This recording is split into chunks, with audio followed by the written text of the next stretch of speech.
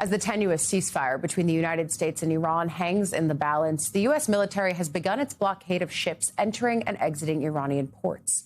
The action is aimed at applying economic pressure to Tehran to force a deal and the reopening of the Strait of Hormuz. But it risks driving up oil, gas, and food prices even higher.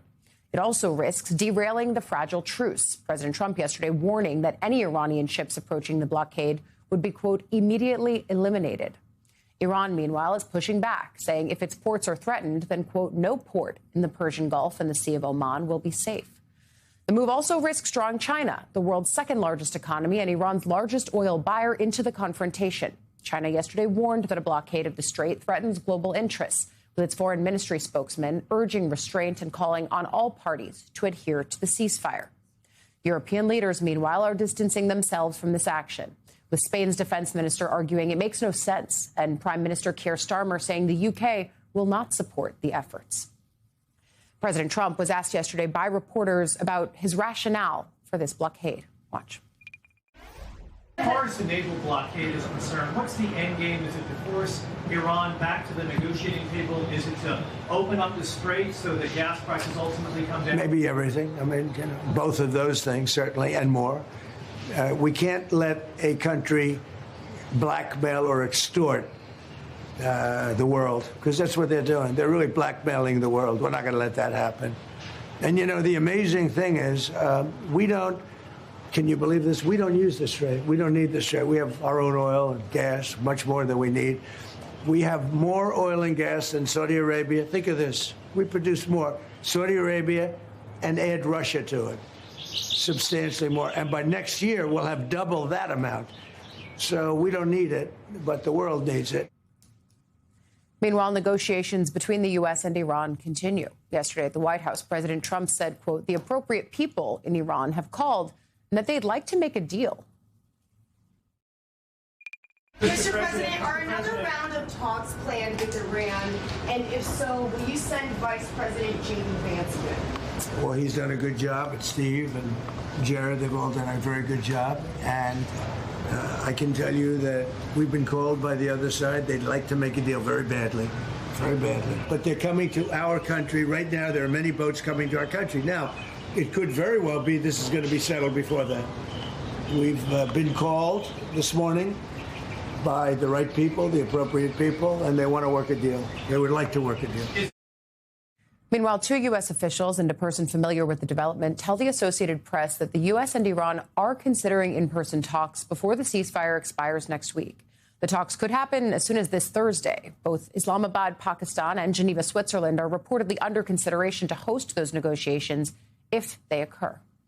Here on set with me, White House correspondent for USA Today, Francesca Chambers. Francesca, you were part of that gaggle that folks were seeing where the president was both receiving a DoorDash of McDonald's and also talking about Iran and that post of himself as Jesus. We're going to get into all of it, but let's focus on Iran first.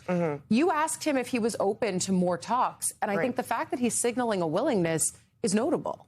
Right, and whether or not he would send Vice President J.D. Vance to go a second time as well, because typically in this administration, we've seen Jared Kushner and Steve Witkoff, who were also there, be part of these conversations. But the vice president going to be part of these talks was different than what we'd seen before.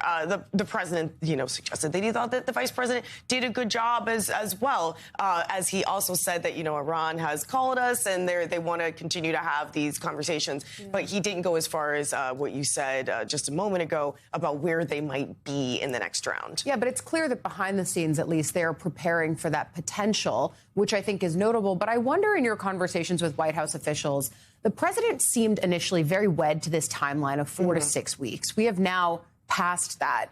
Is that still the way that they are thinking about it, that this is going to be an excursion, as the president once called it, or a short-term conflict? Well, there's another week in the ceasefire. And, based on that timeline, right, it's very clear that they would like to see this wrapped up very soon. They've been saying it will be soon. But there's two parties in this conflict, and as they themselves have said, when they were at the negotiating table with Iran, there were still some sticking points. The president said that they were over nuclear, and then he went a little bit further than that and said that they want to go in and get the dust. He seemed to be referring to enriched uranium or their uranium stockpile. That was one of the red lines for the U.S., was that either the U.S. would have to get it or that Iran would have to turn it over. It's obviously preferable for the United States if Iran just turns it over so that the U.S. doesn't have to send in ground forces to go and get it. Yeah, and we are going to see some administration officials starting to testify on Capitol Hill this week as lawmakers come back, potentially about the cost, potentially about a military supplemental funding bill, and then, of course, on the state of play on the ground, because I think there is still concern on Capitol Hill about the potential for U.S. troops to be sent in on the ground. That is one of the key things that's looming over this. Well, right. And you have to go back to the War Powers Resolution. The administration, while they believe that it's unconstitutional, has also argued this entire time that they have fulfilled the requirements of that by telling the Gang of Eight about what they were going to do in Iran, briefing lawmakers, even if it was behind closed doors. But once they start hitting the 60 to 90 day range, then there are different requirements that legally they have to abide by. Yeah, and we are going to see some War Powers resolutions on Iran start coming to the Senate floor. We've seen Democratic senators force these in the past. They haven't gone anywhere other than to prove the points that I think Democrats are trying to make, which is that Republicans will just kind of allow this administration leeway. And yet, I'm interested in seeing what the vote totals are, as we have heard some more Republicans being vocal about their concerns with where this conflict might go next. I think the other thing that lawmakers are coming back to is a lot of reaction to a certain post on social media. President Trump claimed he didn't recognize all of the religious imagery of a now deleted post that depicted him as Jesus. He posted the picture on social media as he was returning to the White House Sunday night amid a stunning attack on Pope Leo. The AI image showed the president in white and red robes laying his hands on a bedridden man. It was on his Truth Social page for about 13 hours before he took it down yesterday morning. This is how the president tried to defend the post. Mr. President, did you post that picture of yourself depicted as Jesus Christ? Well, it wasn't depicted. It was me. I did post it, and I thought it was me as a doctor, and had to do with Red Cross, as a Red Cross worker there, which we support. And only the fake news could come up with that one. So I just heard about it, and I said, how did they come up with that? It's supposed to be me as a doctor making people better, and I do make people better. I make people a lot better. No, but it's clearly Jesus. Senate Majority Leader John Thune was asked about the post yesterday. He told reporters, quote, "I don't have any observation on that. My observation is it's been taken down." When asked about the president attacking the Pope, Senator Thune said, I would leave the church alone.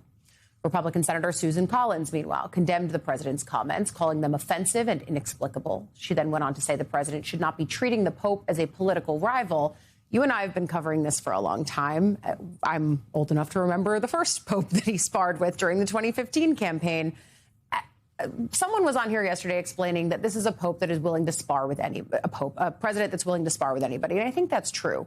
But I wonder what the benefit of that is from the White House perspective. Well, you accidentally said the Pope, but the Pope did fight back on this. The Pope did actually push back on this. So it is a little bit different than what we've seen in the past, like the new Pope's response, I think, to this argument with the administration, which goes beyond just President Donald Trump. Of course, we have seen that they've had disagreements. The Vatican has had disagreements over the past year since the Trump administration started, even before the current Pope with Vice President J.D. Vance, who is a very prominent Catholic in the administration as well, too, over immigration and other issues. So this isn't just about this one issue. This has been going on since the second Trump administration started with the Vatican. And yet there has been pretty substantial pushback from conservative advocates online saying, why would he post this? I mean, the explanation feels odd.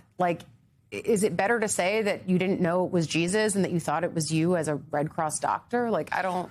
Well, right, because those are two different posts. In the one, we're talking about Pope Leo himself, and the other one, we're talking about we are. And the other one, we're talking about President Donald Trump and this now deleted post. Yes. I mean, which you're right that the administration did come under significant pushback, the president, from conservatives, from people who are aligned with him in the MAGA movement, and then that political pressure that he seemingly felt That's when he then deleted the post. And Which is rare. Had this explanation. It is. But I do think it's more evidence. We've seen this a couple times over the last couple months, especially as we get closer to the midterm elections, where we have seen the base push the president into action that he might not have otherwise taken himself, even as he constantly says that there's no divisions in MAGA and that he is MAGA. We've seen that the base and the online activity can be effective. Yeah, it can. And yet there is this major schism on Iran where he has dug in on the action that his administration and he, the president, has taken.